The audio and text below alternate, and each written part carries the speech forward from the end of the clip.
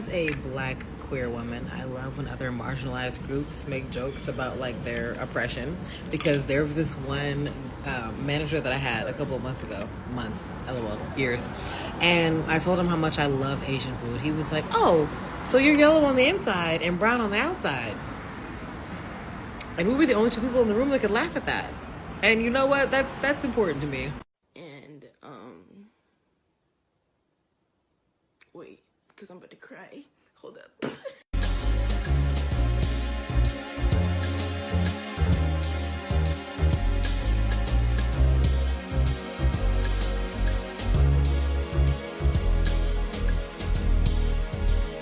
I would hate to be straight, actually.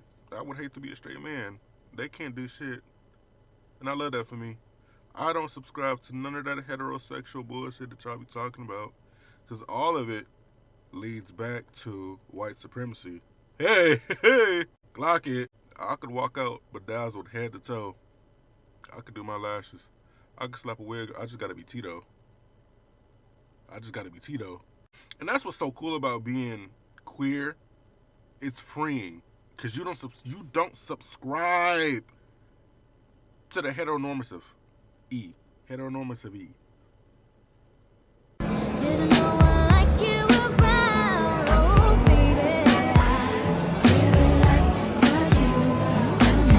They'll let you die, they'll let you wash away, but you swim as well as you fly. Pretty little bird, pretty little bird. Are you going to ruin this fucking moment? I absolutely have to.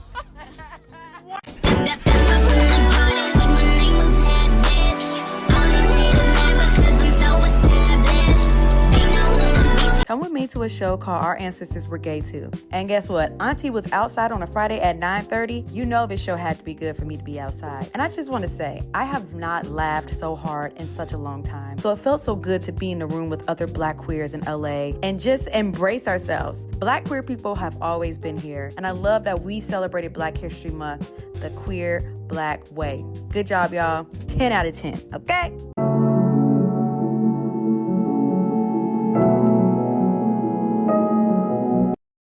Wait, that's triggering me. What? That's triggering me. What the fuck? Stop that. What the hell? That's triggering. My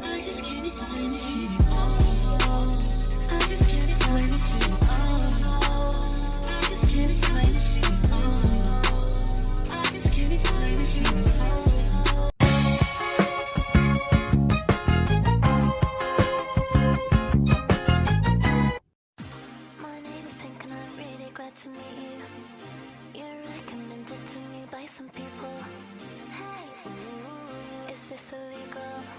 Hey, ooh, it feels illegal.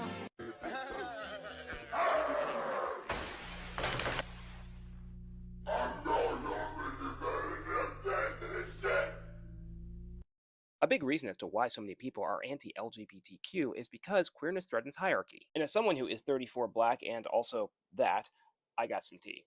Queer and gender non-conforming people live outside the scripted roles many societies depend on. Man, woman, husband, wife, father, mother, masculine, feminine, who's supposed to be dominative and who's supposed to be submissive. And even though those rules are not always written down, they are enforced socially, politically, religiously, and economically. In rigid societies, that becomes threatening because queer people prove that the normal life script is not natural or inevitable. If two men can love each other, if two women can build a family, if a gender non-conforming person can exist outside of assigned gender roles, then other people might start to ask, why do I have to live inside these roles? Why do I have to marry this way? Why do I have to have children this way? Dress this way?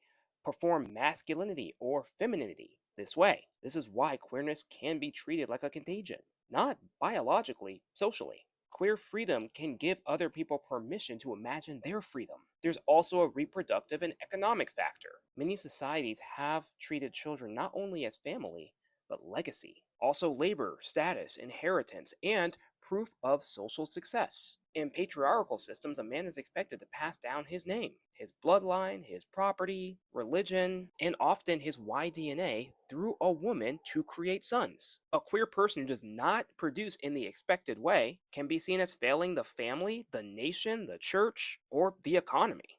In extractive societies, future children are also future workers, future taxpayers, future soldiers, caregivers, and most importantly, consumers. So queerness becomes framed as useless or selfish because it doesn't automatically serve the reproductive machine. Hypermasculinity makes this worse. Many cultures throughout history have tolerated some forms of male queerness, only when they preserve dominance. The man who pitches may be still seen as masculine, while the man who is catching might be viewed as degraded, dishonored, or worse, feminized. That reveals a deeper issue: misogyny. The fear is not only that a man loves another man, the fear is that the man might occupy a role that's associated with women, especially emotional vulnerability and softness. In a patriarchal society, that's treated as a loss of status. Religion also plays a major role. In many places, religious texts and traditions often condemn homosexuality, gender variance, and also intimacy outside of a normal marriage. But religion also typically holds the language for a much older fear: people stepping outside of assigned order. So anti-LGBTQ hatred is not just about intimacy. It's very much about control. It's about enforcing gender roles, protecting patriarchy, preserving family lineage, maintaining religious authority and hierarchy, and ensuring that people continue reproducing the social, economic systems that they were born into. Look at me. Look at me when I'm talking to you. Do not bring that European nonsense into this ethnic household. Do you understand me?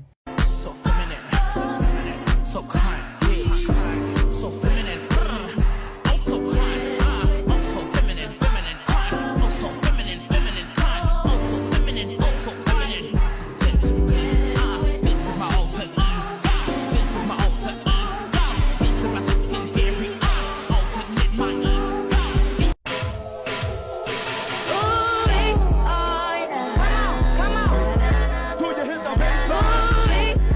In honor of Black History Month, I wanted to remind you that you're so much more than just your sexuality. Let's go and get into it. Now, y'all know a stud when y'all see a stud. Who on the front lines, dog? Who on the front lines? Women composed of over 60% of the Black Panthers Party. My grandmother was closely associated with the Black Panther Party. She graduated magna cum laude from Berkeley in '91. She actually made the commencement speech. In 2019, she took me to the Black Panther Museum in Oakland. And guess what, y'all?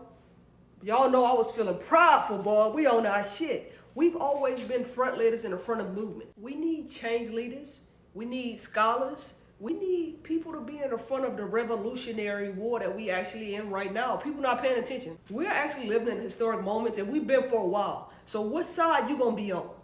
The side of when your grandchildren asked you what you was doing, and you was just scrolling on TikTok trying to see what you was gonna lay up with?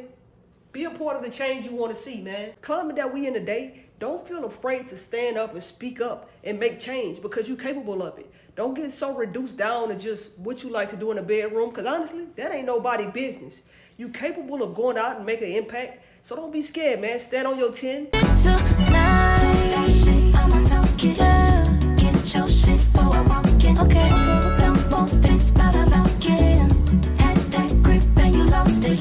I want to leave my man. I know, girl, but like, does he take you to Bangladesh? No, we went to like Kentucky one time. Like, does he cook you sausage on an open flame? What are you talking about? Does he poison the mojitos of your enemies? Stop! Toodles! All I know is that I was depressed before, and now I found meaning. I didn't know you were depressed. Neither did I.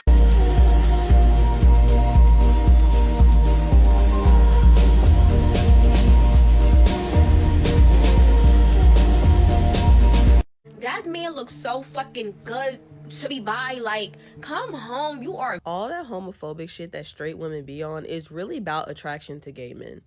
And it's the exact mirror of men who have beef with lesbian women because they don't show attraction to them. It's the same shit. This is why I say homophobia is predatory, no matter if people find that a reach, because a lot of times it is not about the principle of being gay, but the resentment that people find gay people attractive and they know that they don't have access to them. Let me tell you something. I genuinely feel like a lot of straight homophobic women who have this like enticement to like always call you know, men gay whenever they don't perform masculinity to their liking or try to make that like a option that man might be gay. I think a lot of times it is to scare the men that they're attracted to into performing masculinity for their liking, try to show attraction to them to beat that allegation. It's kind of like, it's manipulative. It's homophobic, obviously, but it's also manipulative. A lot of straight women who are overly homophobic only are that way because they desired having access to the men or attraction to gay men, and they resent the fact that that access has been, you know, cut off because that man is gay. So if you ever notice how be like, oh, you're too fine to be gay, well, all the fine ones gay. It's not about the fact that they're gay. They're jealous because they don't have access to men that they find attractive. And even with straight men that don't perform masculinity to their liking, that's why they're always accusing them of being gay, because they want men to perform for them, and they won't.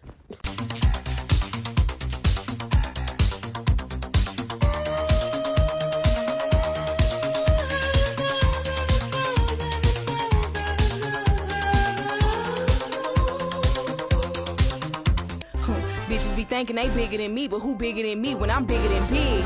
Nigga, I'm bigger than Ben. I'm bigger than these bitches' wigs. A lot of these rap hoes lost in the sauce. Fuck it, I'm bringing it in. Something that you should know about me is that I've been a lesbian longer than I've been a photographer. And honestly, both of those things started at parties. My first exhibit as a photographer was part of this group show, and I made mine all about lesbian nightlife in New York City. That must have been like 3 years ago now. Now when I shoot, my teams are really intentionally black and queer and trans because the work should look like the people it's for. So this Pride, I'm making a zine with Adobe, a love letter to queer nightlife in New York City. And every photo I take gets edited in Photoshop, like every single one. That's where it goes from what I captured to what I want to actually say. I'm so inside these days, so I don't get to party anymore, but this is something to remind me of the clubs and people that I got to meet who made me who I am. Because unfortunately, a lot of these spaces don't last forever, and I want proof that they existed. So wherever you're celebrating this month, whether it's a camera, a video, a scrapbook, a zine, don't forget to document the people around you because they're your living proof. Happy Pride. Did you bounce that ass and shake them titties today? If not, then you have some work to do. Thank you.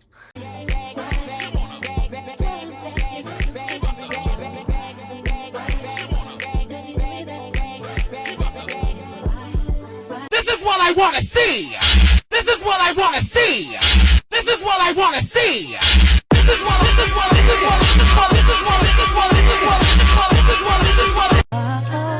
And you, I feel like nothing can stop love from loving on us. Yeah, now I'm not asking for much, just a couple of forever. A couple of forever.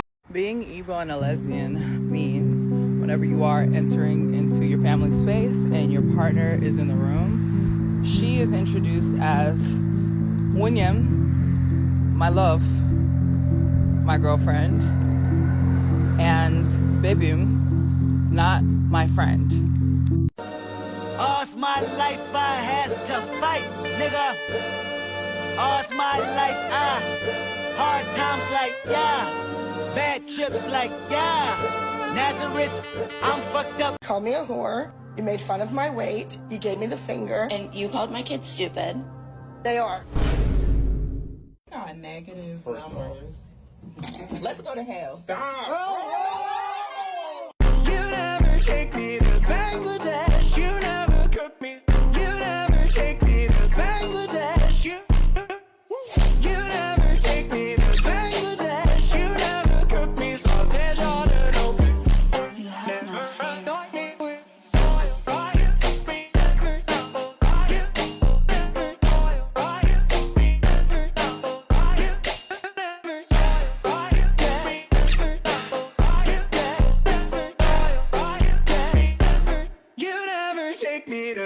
I'ma sit back with a blunt. Blunt. You put my hand in the cuffs. Can't touch. Walk from the back to the front. Arch and look back at the butt.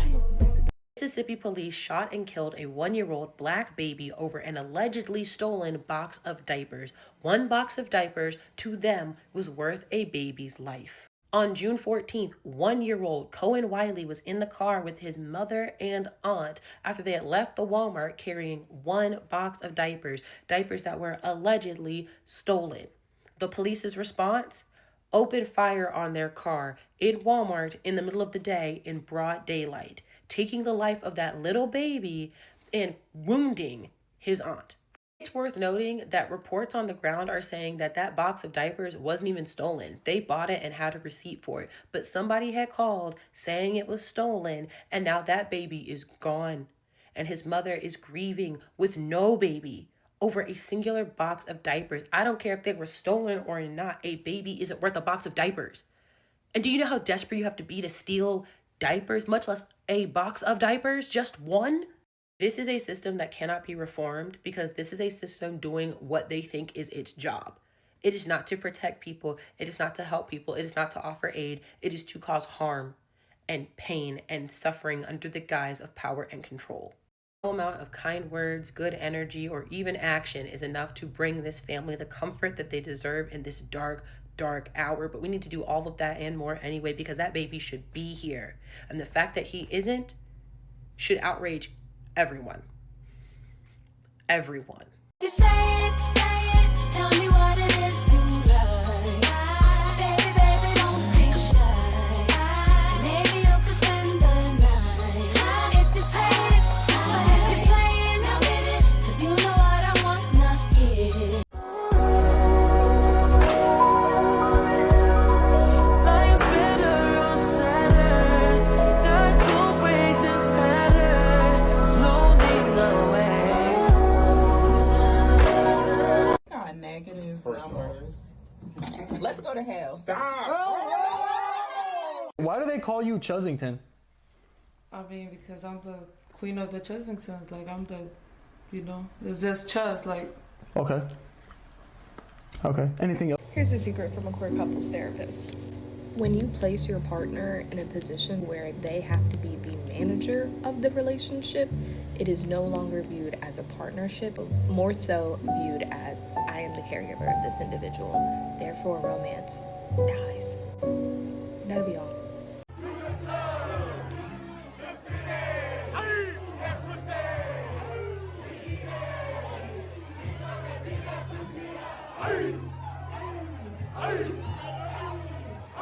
What happened? We're not friends. Why are you coming over here talking? No, we are friends. You gonna be my friend.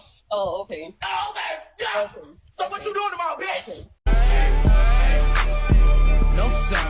Bitches put up in an IA roaster.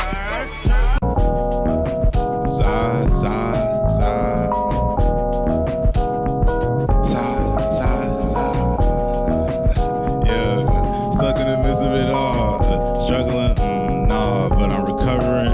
And we just wanted to be Young Miami JT. But when we got signed, it was like, y'all have to have a group name. So.